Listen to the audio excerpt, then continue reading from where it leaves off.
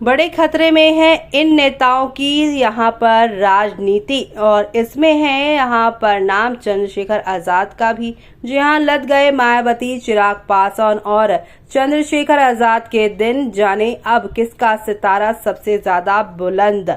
Supreme court के कोटे के अंदर कोटा देने के फैसले के बाद देश की दलित राजनीति में भी विभाजन ओबीसी जैसी यहाँ पर जातियों की तरह ही होने लगा है। ऐसे में यहाँ पर बीएसपी सुप्रीमो मायावती, चिराग पासवान समेत अब यहाँ पर जो है चिराग पासवान के बाद चंद्रशेखर आजाद पर भी अब बड़ी खबर सामने आ रही है। चलिए खबर जानेंगे विस्तार से। तब तक आप हमारे चैनल टीसी न्यूज चैनल को लाइक एंड सब्सक्राइब करना ना भूलें।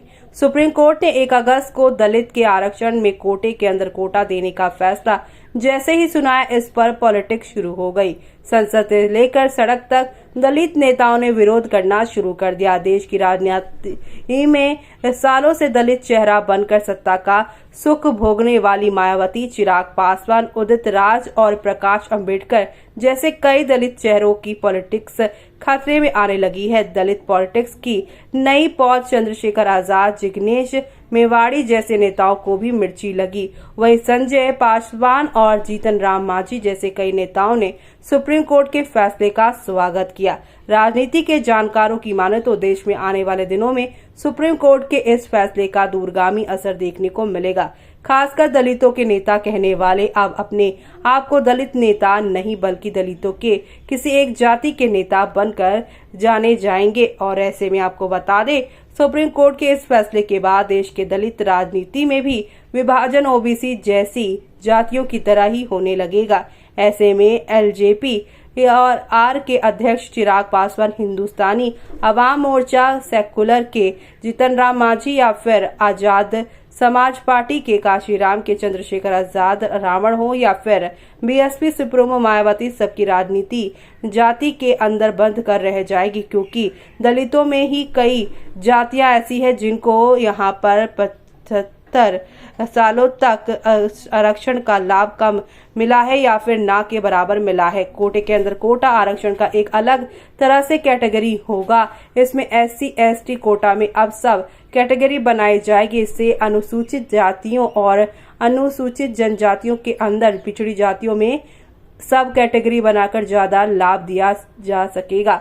दलित पॉलिटिक्स के मुखर आवाज यहाँ पर वरिष्ठ पत्रकार संजीव पांडे कहते हैं कि सुप्रीम कोर्ट के फैसले के बाद दलित पॉलिटिक्स में विभाजित तय है और उत्तर प्रदेश को लेकर दक्षिण भारत और पूर्वी भारत से लेकर पश्चिम भारत तक दलितों की बहुत सारी जातियां हैं जिसको आरक्षण का लाभ अभी तक नहीं मिला है। उनका सामाजिक, शैक्षणिक और आर्थिक हालत अभी भी काफी खराब है। तो वहीं आपको बता दें कि अब पांडे के मुताबिक इन दलित जातियों ने आरक्षण का लाभ लेकर मजबूत हुई है। उन जातियों के खिलाफ अन्य दलित तबके के जातियों में नाराजगी है। कुछ राज्यों ने जैसे पंजाब, आंध्र प्रदेश और तमिलनाडु ने दलित जातियों में सब कैटेगराइजेशन किया है, जिसका विरोध उन दलित जातियों ने किया है जो सबसे ज्यादा आरक्षण का लाभ लेने में अभी तक सफल रहे। लेकिन अब अभी तक आरक्षण का लाभ लेने वाली ज्यादातर जातियों के नेताओं ने ये तर्क देना शुरू कर दिया है कि सामाजिक व्यवहार की वजह से उनको आरक्षण का लाभ मिला था, वो आज भी हो रहा है। चिराग पासवान, चंद्रशेखर आजाद और मायावती भी इसी को आधार बनाकर कोटे के अंदर कोटे का विरोध कर रहे हैं। पांडे आगे कहते हैं कि देखिए, राजस्थान में मीणा जाति ने एसटी आरक्षण का सबसे ज्यादा लाभ लिया है, लेकिन झारखंड के स्थानल या उड़ीसा या फिर छत्तीसगढ़ के दलित जातियों को अभी तक बहुत कम ही आरक्षण का लाभ मिला है। सुप्रीम कोर्ट का यह फैसला फैक्चुअली सही लगता है। इसके लिए जिम्मेदार सरकार की नीतियां भी हैं। ऐसे में आने वाले दिनों में उत्तर प्रदेश और बिहार में भी दलित पॉलिटिक्स में विभाजन होगा। दलित पॉलिटिक्स अब पॉलिटिकली यूनाइटेड नहीं रहेगी। दलित पॉलिटिक्स के अलग अलग कैंपेन बनेंगे और कैंप बनेंगे। जैसे हरियाणा में जाटव मोची समाज की पॉलिटिक्स अलग होगी और धनुक और वाल्मीकि समाज भी पॉलिटिक्स अलग होगी। ऐसे में अब दलितों में ये जातियां जिन्हें अभी तक नहीं लाभ मिला, पांडे के मुताबिक उन्होंने कहा है कि इस तरह यूपी में जाटव समाज की पॉलिटिक्स अलग होगी और पासी, खटिक वाल्मीकि की पॉलिटिक्स अलग होगी। इसी तरह बिहार में पासवान और रविदास समाज एक प्लेटफॉर्म पर इकट्ठा होंगे, क्योंकि अगर सब कैटेगरी बनाया गया तो बिहार में सबसे ज्यादा नुकसान पासवान और रविदास समाज का होगा, क्योंकि अभी तक आरक्षण का बड़ा लाभ इन्हीं दो जातियों को मिलता रहा है। बिहार में माझी, डोम और दूसरी अन्य जाति जनजातियां इनके विरोध में खड़ी होंगी, क्योंकि अभी तक बिहार में आरक्षण का लाभ इन जातियों को ना के बराबर मिला है। इसलिए जीतन राम मांझी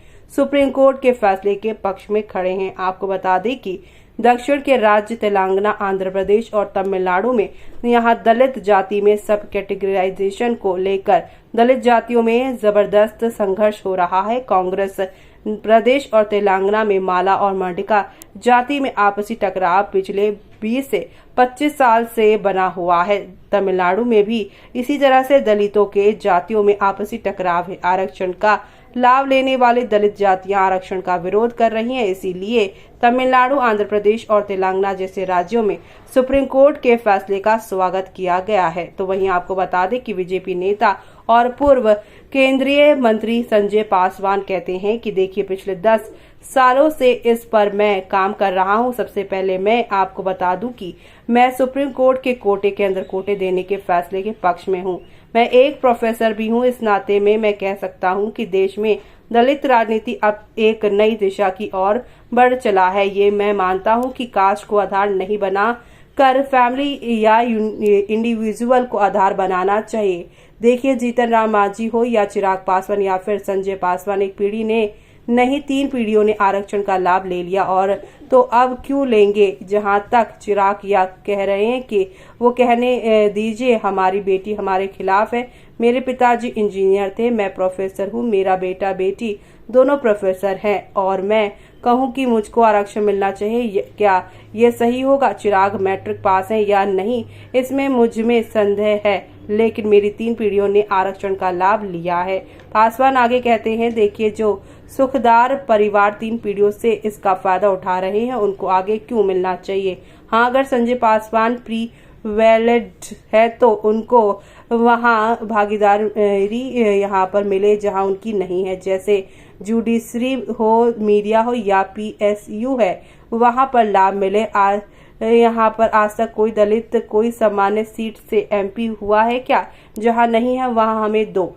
कोई ये कह देगा कि भाई छुआछूत खत्म नहीं हुआ है, इसलिए आरक्षण का लाभ मुझको मिलना चाहिए, ये सही नहीं है। ये नॉलेज वर्ल्ड है। दुनिया एक ग्लोबल विजन लेकर आई है। देखिए, आरक्षण के मुद्दे पर बांग्लादेश में क्या हुआ। देखिए, मेरा मानना है कि भारत में दलित पॉलिटिक्स एक नए दौर में चल रहा है। तो वहीं पासवान कहते हैं कि देखिए, मैं सुप्रीम कोर्ट के फैसले का समर्थन करता हूं, लेकिन जात का आधार ना बनाकर फैमिली या इंडिविजुअल आधार पर बनाकर सब कैटेगरी का लाभ दिया जाए। देखिए, मेरा एक